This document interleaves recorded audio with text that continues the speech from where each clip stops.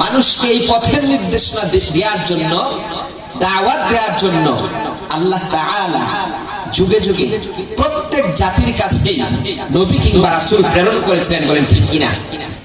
যেমন আল্লাহ সুবহানাহু ওয়া তাআলা বলেন, وَلَقَدْ بَعَثْنَا فِي كُلِّ أُمَّةٍ رَسُولًا أَنِ اعْبُدُوا اللَّهَ وَاجْتَنِبُوا الطَّاغُوتَ। আল্লাহ রাব্বুল আলামিন বলেন, অবশ্যই আমি আল্লাহ প্রত্যেক যুগে প্রত্যেক জাতির কাছে নবী এবং রাসূল প্রেরণ করেছি। আর ওই সকল নবী এবং রাসূলেরা তাদের জাতির লোকদেরকে, তাদের কওমের লোকদেরকে, তাদের সম্প্রদায়ের লোকদেরকে এই বলে দাওয়াত প্রদান করেছিল, এই বলে আহ্বান করেছিল, আনি'বুদুল্লাহ ওয়াজতানিবুত তাগুত। প্রত্যেক নবী এবং রাসূলের তার জাতির লোকদেরকে, তার সম্প্রদায়ের লোকদেরকে এই বলে আহ্বান করেছিল, এই বলে দাওয়াত প্রদান করেছিল, ও আমার জাতির লোকেরা, ও আমার সম্প্রদায়ের লোকেরা, তোমরা এক আল্লাহর গোলামি করো, এক আল্লাহর দাসত্ব করো এবং তাগুতকে বর্জন করো। বলুন সুবহানাল্লাহ। এই আল্লাহর ইবাদতের দিকে মানুষদেরকে ডেকেছেন, আহ্বান করেছেন। সকল নবী এবং রাসূলের মধ্যে সর্বশেষ নবী এবং রাসূল হলেন আমাদের নবী মুহাম্মদুর রাসূলুল্লাহ সাল্লাল্লাহু আলাইহি ওয়াসাল্লাম।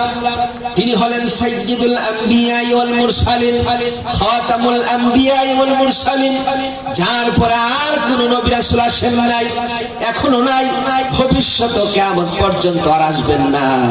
সেই নবী মুহাম্মদুর রাসূলুল্লাহ সাল্লাল্লাহু আলাইহি ওয়াসাল্লামকে আল্লাহ রাব্বুল আলামিন এই পৃথিবীতে আমাদের জন্য প্রেরণ করে তার উপর একটা কিতাব নাযিল করে দিলেন, একটা গ্রন্থ নাযিল করে দিলেন আল্লাহ রাব্বুল আলামিন।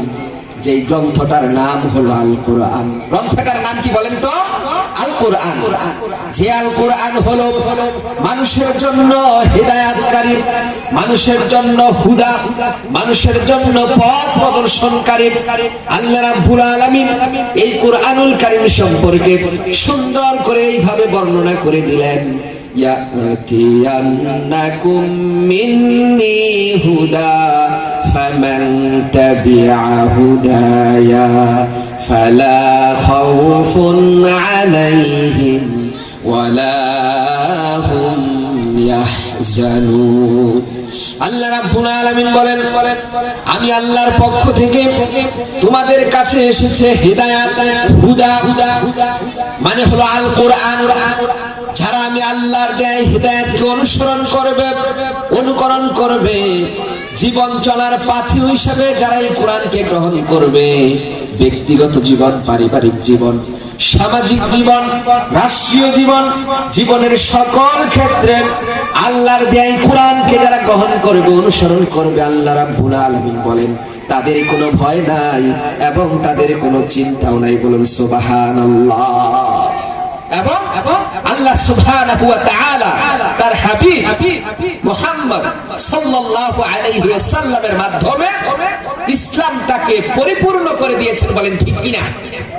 আল্লাহ তাআলা ঘোষণা করেন, আল-ইয়াউমা আকমালতু লাকুম দীনাকুম ওয়া আতমামতু আলাইকুম নি'মাতি وَرَضِيتُ لَكُمُ الْإِسْلَامَ دِينًا।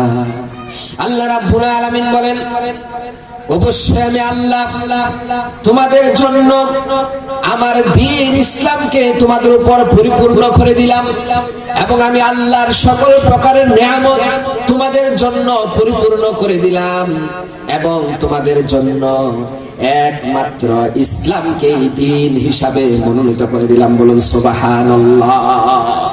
ইন্নাদ-দীনা ইনদাল্লাহিল ইসলাম। আল্লাহর কাছে একমাত্র গ্রহণযোগ্য মনোনীত ধর্ম হলো ইসলাম।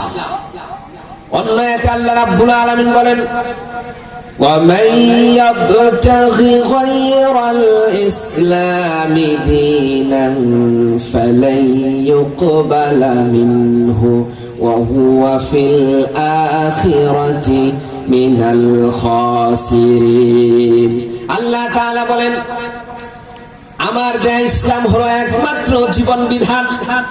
যারা আমার এই দেয়া ইসলামকে বাদ দিয়ে অন্য ধর্ম অবলম্বন করবে, অন্য কোন ধর্ম তালাশ করবে, অন্বেষণ করবে, তাদের পক্ষ থেকে সেটা গ্রহণ করা হবে না, গ্রহণ করা হবে না।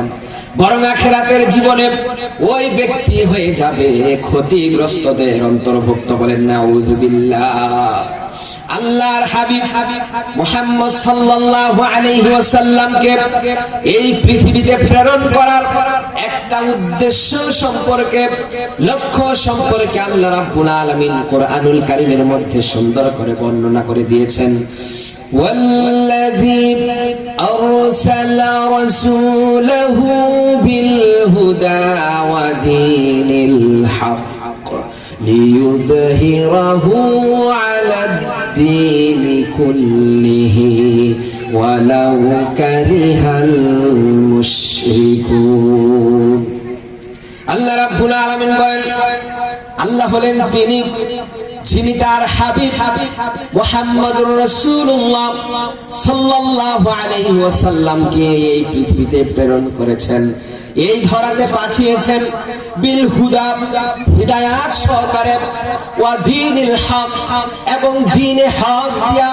দ্বীনে হক মানে হলো ইসলাম। ইসলাম দিয়ে আল্লাহ রাব্বুল আলামিন তার হাবিবকে এই পৃথিবীতে প্রেরণ করেছেন। কেন প্রেরণ করেছেন? উদ্দেশ্যটা হলো, লক্ষ্যটা হলো লিয়ুযহিরাহু আলা দ্বীনি কুল্লিহি, যাতে করে মুহাম্মদ সাল্লাল্লাহু আলাইহি ওয়াসাল্লাম দুনিয়াতে যত প্রকারের ধর্ম আছে, যত প্রকারের ধর্ম কর্ম আছে, সকল ধর্মের উপর যাতে করে ইসলামকে, আল্লাহর দেয়া ইসলামকে যেন তিনি বিজয়ী করতে পারেন, সকল ধর্মের উপর ইসলামকে যেন প্রতিষ্ঠিত করতে পারেন, এই দায়িত্ব দিয়ে, এই লক্ষ্য দিয়ে, টার্গেট দিয়ে, মিশন দিয়ে আল্লাহ রাব্বুল আলামিন তার প্রিয় হাবিব মুহাম্মদুর রাসূল সাল্লাল্লাহু আলাইহি সাল্লামকে প্রেরণ করেছেন। বলুন সুবহানাল্লাহ। তাহলে বোঝা গেল একমাত্র ইসলামটাই হলো পরিপূর্ণ, অন্য কোন দিন ধর্ম সব বাতিল, সেগুলো পূর্ণাঙ্গ নয়। বরং ইসলামই একমাত্র জীবন ব্যবস্থা, একমাত্র ধর্ম যেখানে মানুষের সকল দিক সম্পর্কে আলোচনা আছে। বলেন ঠিক কিনা? ব্যক্তিগত জীবন, পারিবারিক জীবন, রাষ্ট্রীয় জীবন, সামাজিক জীবন, অর্থনৈতিক জীবন, রাজনৈতিক জীবন, হ্যাঁ, পারিবারিক জীবন, এইভাবে অর্থাৎ একজন মানুষ জন্ম থেকে শুরু করে মৃত্যু পর্যন্ত তার যা কিছু প্রয়োজন, জীবনের যত প্রকারের দিক রয়েছে, সকল দিকের সকল প্রকারের সুস্পষ্ট বর্ণনা রয়েছে একমাত্র ইসলাম ধর্মে। বলেন ঠিক কিনা? এবং অন্য কোন ধর্ম মানুষের জীবনের নিরাপত্তা থেকে শুরু করে মানুষের অধিকার এবং মানুষের মর্যাদা দিতে পারে নাই।